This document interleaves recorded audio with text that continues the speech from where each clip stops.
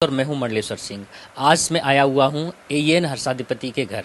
वही एएन हर्षाधिपति जिन्हें हैं बाडी विधायक और तत्कालीन कांग्रेस नेता, जो कि आप बीजेपी में शामिल हो गए हैं, गिरिराज सिंह मलिंगा ने इतना मारा पीटा था, राज्य कार्य में इतनी बाधा दी थी, हर्षाधिपति के 22 जगह बॉडी में फ्रैक्चर आया था। आज मेरे साथ में एएन हर्षाधिपति के पिताजी हैं। एएन हर्षाधिपति को अस्पताल में भर्ती हुए लगभग पौने 2 साल का समय हो गया है। अधिक बातचीत करते हैं। सर, बाडी विधायक गिरिराज मलिंगा अब कांग्रेस से बीजेपी में शामिल हो गए। बीजेपी ने उनको टिकट भी दे दिया है, तो इस पर आपकी क्या प्रतिक्रिया है? सबसे पहले तो आपको धन्यवाद देता हूं कि आप मेरे से ये बात पूछने के लिए आए। देखो, जिस अपराधी को कांग्रेस ने ठुकरा दिया, भारतीय जनता पार्टी जो अपने आप को सुचिता, नैतिकता, सदाशयता, चाल चरित्र चेहरा, डिफरेंस विद पार्टी बताती है अपने आप को, उस पार्टी ने एक ऐसे अपराधी को अपने में शामिल कराया, और शामिल ही नहीं कराया अपितु उसको बाड़ी धौलपुर से अपना प्रत्याशी भी घोषित कर दिया है। इससे ज़्यादा शर्मनाक कोई बात नहीं हो सकती। इससे भारतीय जनता पार्टी का चाल चरित्र और चेहरा सामने आ गया है कि कितनी इनके कथनी और करनी में अंतर है। ये कहने को हिंदुत्व की बात करते हैं, सनातन की बात करते हैं, दलित उत्थान की बात करते हैं, लेकिन इससे सामने आ गया कि ये अन्याय और अत्याचारियों के साथ है। ये बार बार जब ये घटना हुई थी उस समय अस्पताल में देखने भी आए थे बीजेपी नेता प्रतिपक्ष राजेंद्र राठौड़ भी, तत्कालीन प्रदेश अध्यक्ष सतीश पूनिया भी। तो अब इनका जो बदल गया है, इस पर क्या कहेंगे आप? कैसे ये बदलाव आया? क्या ये पहले वो बातें अलग थी, अब बातें अलग हैं?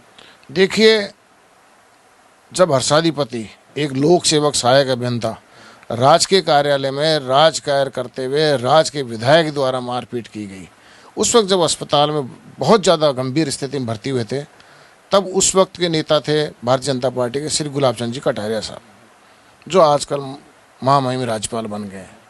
उस वक्त पार्टी के नेता थे, अध्यक्ष थे श्री सतीश जी पूनिया साहब, राजेंद्र जी राठौड़ साहब, और मैं आपको बताऊं मदन दिलावर साहब, रामलाल जी जो अभी शर्मा चाऊ से एमएलए हैं, मतलब अनेक लोग, और तो और भारतीय जनता पार्टी के युवा मोर्चा के राष्ट्रीय अध्यक्ष तेजस्वी सूर्या भी आए थे। इनका राष्ट्रीय प्रतिनिधित्व जो करते हैं वो भी आके गए थे। और मुझे लगता है कि उस वक्त ये अपनी जो सहानुभूति दिखा रहे थे और इन्होंने जो दुख प्रकट किया कांग्रेस पार्टी और सरकार पे जो दोषारोपण किया, वो अब ऐसे लगता है छलावा था, कोई धोखा था। शायद या तो इनको ये पता नहीं है कि गजेंद्र सिंह शेखावत ने इनसे सहमति नहीं ली या इनकी जानकारी में नहीं दी, और खुद ही स्वयंभू नेता जो मुख्यमंत्री की दौड़ में अपने आप को शामिल करे हुए हैं और अपने आप को मुख्यमंत्री मान के बैठे हैं, उन्हें तो मुख्यमंत्री बनने की जल्दी लग रही है कि किसी भी तरीके से कोई भी आदमी आ जाए जो एमएलए बन जाए और उसको चीफ मिनिस्टर बना दे। तो मुझे लगता है कि शायद ये जो नेता राजेंद्र जी राठौड़ साहब आए थे, सतीश पूनिया जी आए थे, अरुण चतुर्वेदी जी आए थे, गुलाब चंद कटारिया साहब आए थे, इनको भी धोखे में रखा गया है।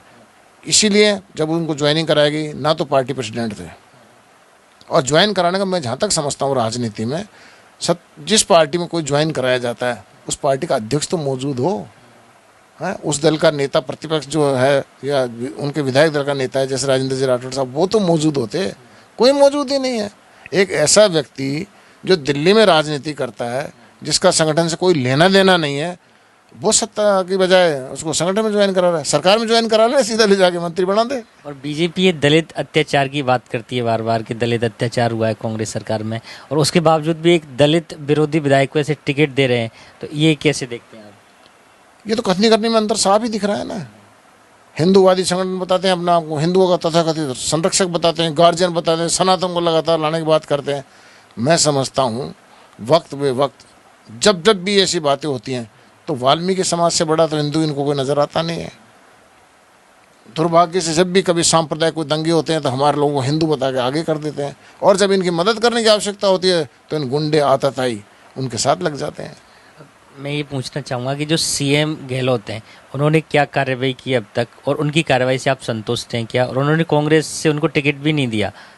देखो, मैं सीएम अशोक गहलोत की बात नहीं करना चाहता, मैं मुख्यमंत्री की बात करना चाहता हूँ। राजस्थान के मुख्यमंत्री विद इन लॉ काम कर सकते हैं, कानून के अंतर्गत जो प्रक्रिया है, कानून के अंतर्गत सरकार ने जो कार्रवाई की उससे मैं कुछ हद तक संतुष्ट हूँ, लेकिन कहीं ना कहीं मेरे को असंतोष भी है। जैसे जब भी जमानत की उनकी बात हुई, इस गिरिराज सिंह मलिंगा अपराधी की, जिसकी पृष्ठभूमि घोर कुख्यात अपराधी की रही है, जिसके खिलाफ 20 से अधिक मुकदमे दर्ज हैं और अनेक तो मैं समझता हूँ सत्ता के प्रभाव में दर्ज ही नहीं हुए होंगे, उन मुकदमों के मुलजिम की लचर पैरवी की गई उसकी जमानत कैंसिल कराने के लिए। सरकारी अधिवक्ताओं का रोल मेरी दृष्टि में न्यायोचित नहीं था और आज भी हम उसकी जमानत को कैंसिल कराने के लिए बार बार हाई कोर्ट से गुहार कर रहे हैं, लेकिन निरंतर किसी न किसी तरीके से राजकीय अधिवक्ताओं के द्वारा कोई ना कोई नई बाधा उत्पन्न कर दी जाती है और एडजॉर्नमेंट मतलब कार्रवाई को आगे बढ़ा लिया जाता है। इसमें अब आपका अगला स्टेप क्या रहेगा? हमारा अगला स्टेप ये है कि हमारी तो न्यायपालिका में पूरा भरोसा है, हम किसी राजनीतिक दल के भरोसे नहीं है, किसी सरकार के भरोसे नहीं है। हम इस मामले को राजस्थान हाई कोर्ट में लड़ रहे हैं। माननीय राजस्थान हाई कोर्ट के न्यायालय में हमारी याचिका दर्ज है, उस पर जो भी निर्णय होगा देखेंगे और अगर अब वो निर्णय वायदे विपरीत आ जाता है तो हम माननीय सुप्रीम कोर्ट जाएंगे, भारत के सर्वोच्च न्यायालय में।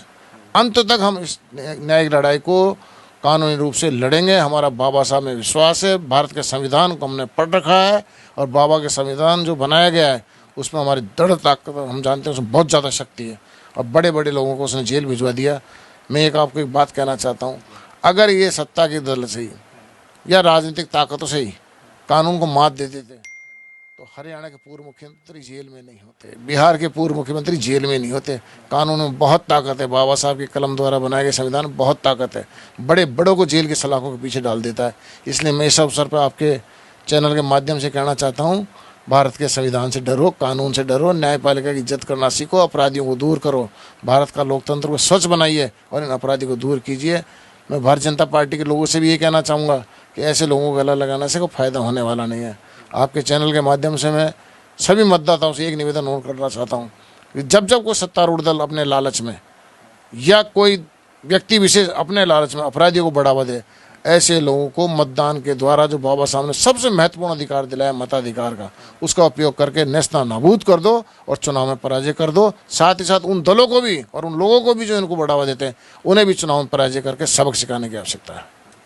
ये बिल्कुल आपका मैसेज जनता तक पहुंचेगा। अभी मैं एक आखिरी सवाल ये पूछूंगा, हर्षाधिपति तक अब हम लोग तो पहुंचना नहीं चाहते हैं, तमाम लोगों की इच्छा भी होती है कि वो जाकर उनसे मिलें, उनकी कुशलक्षेम पूछें, तो थोड़ा सा बताइए उनकी क्या स्थिति है अभी? देखो क्या है, चिकित्सीय सलाह ये रहती है कि किसी भी गंभीर जो होता है बेचारा पीड़ित मरीज, उससे ज़्यादा लोगों को मिलने नहीं दिया। इन्फेक्शन का डर रहता है, संक्रमण का डर रहता है, कई तरह खतरे रहते हैं और फिर जो मरीज होता है उसके आराम में खलल भी पड़ता है। मान लो दवा लेके लेटा हुआ है, उसको अचानक कोई मिलने आ जाए, इसलिए मिलने नहीं देते। वैसे उसकी स्थिति अभी ज़्यादा ठीक है नहीं, चल फिर नहीं सकता, उठ बैठ नहीं सकता, दैनिक कर्म नहीं कर सकता। जो आदमी इससे ज़्यादा क्या समझ सकते हो। आज 285 या 90 दिन के आसपास होने को आगे होंगे, बिस्तर पे सब कुछ कर रहा है, लैट्रिन बाथरूम जो भी कर सकता है। इस पीड़ा को तो मैं क्या शेयर कर सकता हूँ, समझने वाला समझ सकता है, तो महसूस करने वाली बात है, शब्दों में कह नहीं सकते। निरंतर मेरी 2 बेटियाँ हैं, एक डॉक्टर है, एक इंजीनियर है जो एडवोकेट भी है, जो बच्ची डॉक्टर है वो भी, उसने भी LLB कर रखी है, दिन रात उसकी सेवा में लगी रहती है। हम उम्मीद करते हैं वो जल्दी स्वस्थ रहें, काफ़ी दुखदायी स्थिति है उनकी। तो ये तो मेरे साथ में हर्षाधिपति जी के पिताजी एडवोकेट मुकेश वाल्मीकि जी।